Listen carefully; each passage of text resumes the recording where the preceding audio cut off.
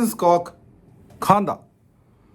Writer director Selvamani Selvaraj. Tamil സിനിമയാണ്. ഇതൊരു period drama thriller ഗണത്തിൽപ്പെടുന്ന സിനിമയാണ്.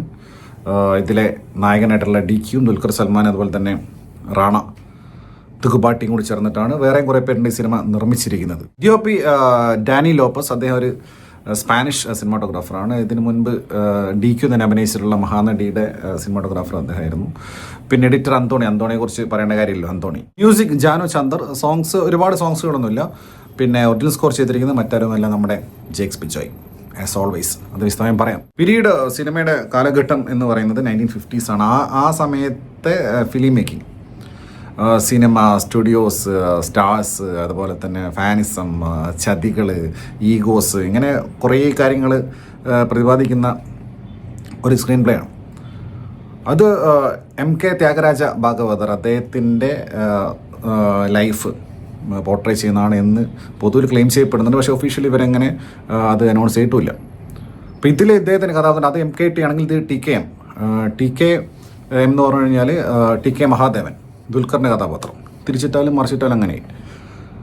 അപ്പോൾ ആ ഒരു അദ്ദേഹത്തിൻ്റെ ഈ MK ത്യാഗരാജ ഭാഗവതരുടെ പിന്നെ സ്റ്റൈലാണ് മൊത്തം എടുത്തേക്കുന്നത്. ലൈഫ് സ്റ്റൈലായി കഴിഞ്ഞാലും പുള്ളി ഇതിൽ അദ്ദേഹം കർണാട്ടിക് മ്യൂസീഷ്യനായിരുന്നു. ഇതിലും ദുൽഖറിൻ്റെ കഥാപാത്രമാണ്. തമിഴിലായത്തെ സൂപ്പർ സ്റ്റാർ എന്നാണ് അദ്ദേഹം അറിയപ്പെടുന്നത്. ഇതിലും ദുൽഖർ ഭയങ്കരമായിട്ട് സ്റ്റാർട്ടുള്ള കഥാപാത്രമാണ് മഹാദേവൻ. അദ്ദേഹം ജയിലിൽ കിടന്നിട്ടുണ്ട് ഒരു മർഡർ കേസിൽ പെട്ടിട്ട്. പക്ഷേ അദ്ദേഹത്തിൻ്റെ ലൈഫ് അതിന് ശേഷം ഡൗൺഫോളാണ്. പിന്നെ പുള്ളി വൈകാതെ മരിക്കുകയും ചെയ്യുന്നുണ്ട്. പക്ഷേ ഇതിൽ ആ പോർഷൻ തൊട്ട് അങ്ങോട്ട് പിന്നെ വേറെയാണ്, ഫിക്ഷണൽ പരിപാടിയാണ്. അപ്പോൾ അതുകൊണ്ട് തന്നെ അദ്ദേഹത്തിൻ്റെ ഒരു ബയോപിക്കായിട്ടോ അദ്ദേഹത്തിൻ്റെ ലൈഫ് സ്റ്റോറി അങ്ങനെ ഡെപ്പിക്ട് ചെയ്തതായിട്ടോ ഈ സിനിമയെ പറയാൻ പറ്റില്ല. പക്ഷേ ആ ഒരു സിനാരിയോ എന്ന് പറയുന്നത് സിനിമയ്ക്കുള്ള സിനിമ, അവിടെ നടക്കുന്ന കാര്യങ്ങളും പരിപാടികളൊക്കെയാണ്. ജേക്സ് ബിജോയെ കുറിച്ച് ഞാൻ പറഞ്ഞിട്ടുള്ളത്, ഇതിലെ സ്കോർ ഭയങ്കരമായിട്ടുള്ള ഒരു സിനിമയായിട്ട് കണക്ട് ചെയ്യുന്ന തരത്തിലുള്ള സ്കോറിങ്. അദ്ദേഹം ഭയങ്കര കോണ്ടംപററി ചെയ്യുന്ന ആളാണ്. അതേസമയം ആ ഒരു കാലഘട്ടത്തിലെ സിനിമ കാണിക്കുമ്പോൾ ഇതിൽ സിനിമാറ്റിക് എക്സ്പീരിയൻസ് എലവേറ്റ് ചെയ്യുന്നതിൽ ജേക്സിൻ്റെ സ്കോർ കിടൂ. എസ്പെഷ്യലി പിന്നെ ഇതിലെ ആക്ടേഴ്സിൻ്റെയൊക്കെ പേരെഴുതി കാണിക്കുമ്പോൾ, ടൈറ്റിൽ കാർഡ് കാണിക്കുമ്പോൾ ഉൾപ്പെടെ, പിന്നെ പല സീൻസും ദുൽഖറിൻ്റെ ഇൻട്രോയിൽ അദ്ദേഹം കൊടുത്തിരിക്കുന്ന സ്കോർ, ആ ദുൽഖറിൻ്റെ സ്വാഗ് എലവേറ്റ് ചെയ്യുന്ന സ്കോറാണ് കൊടുത്തിരിക്കുന്നത്. പിന്നെ ടെക്നിക്കലി ഈ സിനിമ ടോപ്പ് നോച്ച്. അതായത് എല്ലാ ഡിപ്പാർട്ട്മെൻറ്റും ഞാൻ പറഞ്ഞില്ലേ, ഇപ്പോൾ സിനിമാറ്റോഗ്രാഫി ആയി കഴിഞ്ഞാലും എഡിറ്റിംഗ് ആയി കഴിഞ്ഞാലും അന്തോണിയുടെയൊക്കെ എഡിറ്റിംഗ് പരിപാടി അറിയാലോ. പിന്നെ ഇതിൻ്റെ മേക്കിങ്ങും, പിന്നെ പെർഫോമൻസ് പറയുകയാണെങ്കിൽ ഇത് DQൻ്റെ പീക്ക് ലെവൽ പെർഫോമൻസ് എന്ന് പറഞ്ഞാൽ DQനെ സംബന്ധിച്ചിടത്തോളം അദ്ദേഹത്തിൻ്റെ ലെവൽ ബെസ്റ്റ് ആയിരിക്കാം. പക്ഷേ ഇത് ഓവറോൾ കമ്പയർ ചെയ്യുന്ന സമയത്ത് ഇത് ഭയങ്കര അഭിനയ ചക്രവർത്തി അങ്ങനത്തെ ടാഗ് ലൈനൊക്കെ കൊടുത്ത് എക്സിലും അതിൽ തന്നെ അങ്ങനെ പ്രൊപ്പഗാൻഡ അതുപോലെ അങ്ങനെ എസ്റ്റാബ്ലിഷ് ചെയ്യാൻ വേണ്ടി ശ്രമിക്കുന്നുണ്ടെന്നൊക്കെയാണ് ഇപ്പം പൊതുവിൽ ന്യൂസ് വരുന്നത്. അപ്പം അഭിനയ ചക്രവർത്തി അങ്ങനെ പറയണമെന്നായിട്ടില്ല. പക്ഷേ അദ്ദേഹത്തിൻ്റെ ലെവൽ ബെസ്റ്റ്. അദ്ദേഹം ഓൾറെഡി പ്രൂവ് ചെയ്തിട്ടുള്ള നടനല്ലേ എത്ര സിനിമകളിൽ. ചാർലിയിൽ സ്റ്റേറ്റ് അവാർഡ് കിട്ടിയതാണ്, കുറുപ്പിൽ നന്നായിട്ട് അഭിനയിച്ചിട്ടുള്ളതാണ്, പറവയിൽ അഭിനയിച്ചിട്ടുള്ളതാണ്. അദ്ദേഹത്തിന് ആദ്യ സിനിമകളിൽ ഒന്നായിട്ടുള്ള ഉസ്താദ് ഹോട്ടൽ വരെ അദ്ദേഹം നന്നായിട്ട് അഭിനയിച്ചിട്ടുള്ളതാണ്. അപ്പം അദ്ദേഹം ഒരിക്കലും ഒരു മോശം നടനല്ല. പിന്നെ അദ്ദേഹം അന്യഭാഷകളിൽ പോയിട്ട് എത്രയോ സിനിമകളിൽ മഹാനടിയിൽ തന്നെ അഭിനയിച്ചിട്ടുണ്ട്. അതുപോലെ തന്നെ മറ്റേ നോർത്തിൽ ഹിറ്റായ പടം ഉണ്ടല്ലോ, നമ്മുടെ ലവ് സ്റ്റോറി, പേരെ മറന്നായി, അതിലഭിനയിച്ചിട്ടുണ്ട്. അപ്പോൾ പിന്നെ ഈ കാലത്ത് ഈ PR സ്റ്റണ്ടും അതുപോലെ ഇങ്ങനത്തെ പ്രൊപ്പഗാൻഡയും പരിപാടിയൊക്കെ എല്ലാവരും ചെയ്യുന്ന അങ്ങനെയാണ് ഇപ്പോൾ പ്രത്യേകിച്ച് മറ്റ് ഇൻഡസ്ട്രികൾ. അപ്പോൾ തെലുങ്കിലൊക്കെ കുറച്ചുകൂടി അങ്ങനെ എസ്റ്റാബ്ലിഷ് ചെയ്ത് കഴിഞ്ഞാൽ ഓരോ ടാഗ് ലൈനും ഓരോരോ സ്റ്റാർസിനുള്ള ഓരോ വിളിപ്പേരെല്ലാം കൊടുത്തിട്ട് ഇങ്ങനെ നിർത്തുന്നത്. അപ്പോൾ അതിൻ്റെയൊക്കെ ഭാഗമായിട്ടായിരിക്കാം. പക്ഷേ അദ്ദേഹത്തിൻ്റെ ലെവൽ ബെസ്റ്റ് പെർഫോമൻസ് ആണ്. കാരണം ഇത് കുറേ ലേയേഴ്സ് ഉള്ള, കുറേ ഷെയ്ഡ്സ് ഉള്ള, അണ്ടർപ്ലേ ഉള്ള അങ്ങനെയുള്ള ഒരു ക്യാരക്ടറാണ്. അത് DQ അദ്ദേഹത്തിൻ്റെ ലെവലിൽ ഏറ്റവും ബെസ്റ്റായിട്ട് തന്നെ ചെയ്തിട്ടുണ്ട്. എനിക്ക് എവിടെ അത് ബോറായിട്ടോ നാടക അഭിനയമായിട്ടോ ഒന്നും ഫീൽ ഇല്ല. കാരണം ഈ സിനിമയ്ക്ക് വേറെ പ്രത്യേകം എന്താണെന്ന് വെച്ച് കഴിഞ്ഞാൽ ഇത് ഒരേ സമയം നമ്മൾക്ക് ഇപ്പോഴും സിനിമ കാണുന്ന സിനിമാറ്റിക് എക്സ്പീരിയൻസ് തരുകയും വേണം. അതേസമയം ആ കാലഘട്ടത്തിലെ സിനിമ അതിലെ അഭിനയ രീതികൾ വളരെ ഡ്രമാറ്റിക്കുള്ള പരിപാടികൾ കാണിക്കുകയും വേണം. അപ്പം അത് രണ്ടും കൂടെ ഒരേ സമയം ഇവർ കൊണ്ടുവന്ന്. പക്ഷേ ഈ സിനിമയുടെ ഡ്യൂറേഷൻ എന്ന് പറഞ്ഞു കഴിഞ്ഞാൽ 2 മണിക്കൂർ 43 മിനിറ്റ് സിനിമയുണ്ട്. ഇപ്പോൾ എന്താണെന്ന് വെച്ച് കഴിഞ്ഞാൽ ഇതിൽ കുറേ സീൻസ് റിപ്പീറ്റീവായിട്ട് വരുന്നുണ്ട്. എസ്പെഷ്യലി പിന്നെ ഇതിൻ്റെ ഒരു ജോൺറ ഷിഫ്റ്റ് ഉണ്ട്. അത് ആദ്യം ഇത് പീരീഡായിട്ടും അതുപോലെ ഡ്രാമയായിട്ടും കാണിച്ചത്, പിന്നെ ഇതൊരു ത്രില്ലറിലേക്ക് ഷിഫ്റ്റ് ചെയ്യുന്ന സമയത്ത് പിന്നെയാണ് നമ്മൾ റാണയൊക്കെ വരുന്നത്. പിന്നെ അങ്ങോട്ട് അതായത് പ്രിസൈസ്ലി പറയുന്നത് സെക്കൻഡ് ഹാഫ്. പിന്നെ വീണ്ടും ഹൂഡണ്ണിറ്റ് പരിപാടി, ഇതിങ്ങനെ വീണ്ടും വരിക. ദുൽഖറും മറ്റേ ഇവരും കാണിക്കുക. അതിൽ ഇദ്ദേഹത്തിനെ പെർഫോമൻസ് കിടും. ആരെ നമ്മുടെ സമുദ്രക്കനിയൊക്കെ പെർഫോമൻസ് കിടുക. എല്ലാവരും പെർഫോമൻസ് ഇതാണ്.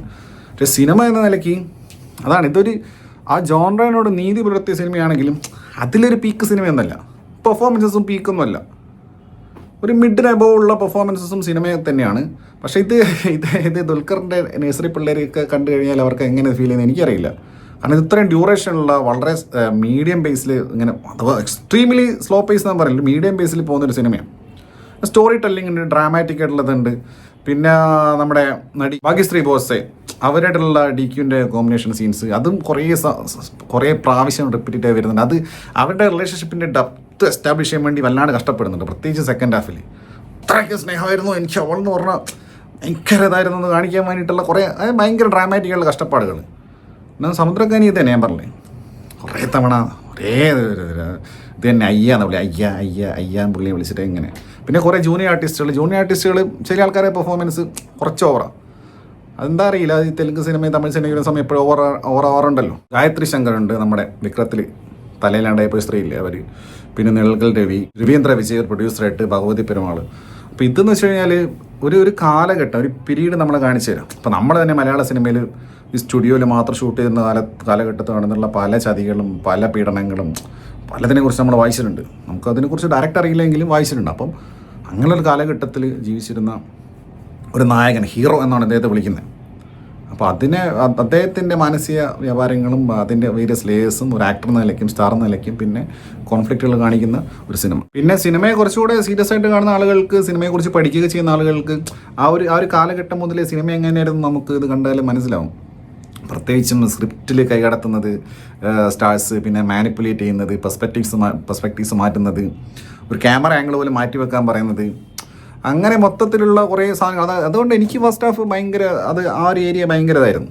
എനിക്കിത് ഡിസപ്പോയിൻറ്റിങ് ആയിട്ട് അല്ലെങ്കിൽ ലോ ആയിട്ട് ഫീൽ ചെയ്തത് സെക്കൻഡ് ഹാഫിൽ വന്ന ഇൻവെസ്റ്റിഗേഷൻ പാട്ടും ഈ റാണയൊക്കെ വന്നിട്ട് റാണയൊക്കെ എന്തൊക്കെയോ കാണിക്കുക, എന്തൊക്കെയോ ഒരു ആ സിനിമയുടെ ആ ഒരു ക്ലാസി പരിപാടി മാറി പിന്നെ ഒരു ത്രില്ലിങ് പാർട്ടിലേക്ക് വന്നപ്പോൾ അതിൻ്റെ ഒരു സുഖം പോയി. പിന്നെ ക്ലൈമാക്സ് വാസ് നോട്ട് സാറ്റിസ്ഫാക്ടറി. കാരണം ഇത് ആ ഒരു സിനിമയുടെ ഗ്രാഫ് പോയിട്ട് ക്ലൈമാക്സിനാണല്ലോ നമുക്ക് അതിൻ്റെ ഒരു പീക്കിലെത്തേണ്ടത്. അത് സംഭവിച്ചിട്ടുമില്ല. അങ്ങനെ എനിക്ക് ഈ സിനിമ കണ്ടപ്പോൾ ഫീൽ ചെയ്തിട്ടുള്ളത്, ഈ ജോൺറയോട് നീതി പുലർത്തിയ വളരെ മികച്ച ടെക്നിക്കൽ സൈഡ്സുള്ള, ഗംഭീരമായിട്ടുള്ള സ്കോറിംഗ് ഉള്ള, കിടിലൻ പെർഫോമൻസസ് ഉള്ള ഒരു സിനിമ. ദുൽഖറിൻ്റെ മാത്രം പറയുകയാണെങ്കിൽ ദുൽഖറിൻ്റെ കരിയറിലെ തന്നെ one of the best performances, അതിൽ യാതൊരു തർക്കമില്ല. അദ്ദേഹത്തിന് ലാസ്റ്റ് ഇറങ്ങിയ ലക്കി ഭാസ്കർ അതൊക്കെ കുറച്ചുകൂടെ എൻഗേജിങ്. പടം കംപ്ലീറ്റ്ലി ഒരു പക്ക ഒരു തിയേറ്ററിക്കൽ, ഒരു കൊമേഴ്ഷ്യൽ, ഒരു സിനിമാറ്റിക് പരിപാടിയാണല്ലോ. അപ്പോൾ ഇതങ്ങനെയല്ല, ഇത് കുറച്ചുകൂടെ ഡ്രമാറ്റിക്കും കുറച്ചുകൂടെ ഡീറ്റെയിലിംഗ് ഒക്കെ ഉള്ള ഒരു സിനിമയാണ്. പിന്നെ ഈ നടുപ്പിൻ ചക്രവർത്തി എന്ന് പറയുന്നത് അതൊക്കെ നമ്മൾ സ്വയം പറഞ്ഞ് ഉണ്ടാക്കാൻ നോക്കിയിട്ട് കാര്യമില്ല, അതൊക്കെ നാട്ടുകാർ പറയണം.